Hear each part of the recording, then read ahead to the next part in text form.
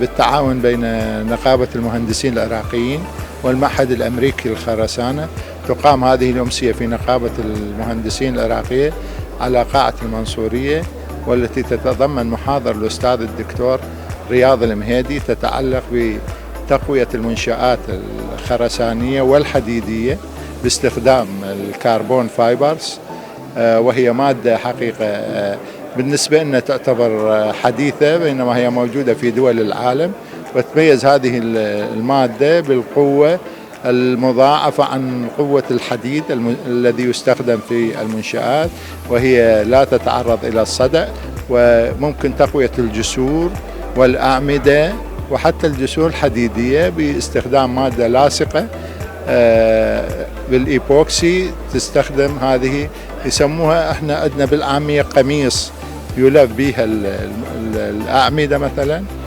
فتعطينا قوة تقريبا 4 أضعاف إلى 5 أضعاف من قوة الكونكريت المعرض للانهيار، لذلك تعتبر طريقة حديثة في عملية الريبير. والآن عرفنا الدكتور رياض المهيدي حقيقة على الجايد لاين وليس الكود اللي هو 4442 العفو، اللي هو اعتمد الآن كخط في تصميم هذه المادة الحديثة. الهدف من هذه المحاضرة هي تعريف المهندس العراقي بالمواد الحديثة اللي تستخدم في الوقت الحاضر في إطالة عمر المنشآت، مثل الأبنية، مثل الجسور والتانلز وكثير من المنشآت الكونكريتية وكذلك المنشآت الحديدية. مثل ما نعرف انه كثير من المنشآت مالتنا يعني مضى عليها وقت طويل من عمرها واصبحت في حاله انه تتطلب اعاده تاهيل، اما اعاده تاهيل لاطاله عمرها او بسبب زياده الاثقال اللي تصير عندنا على المنشآت.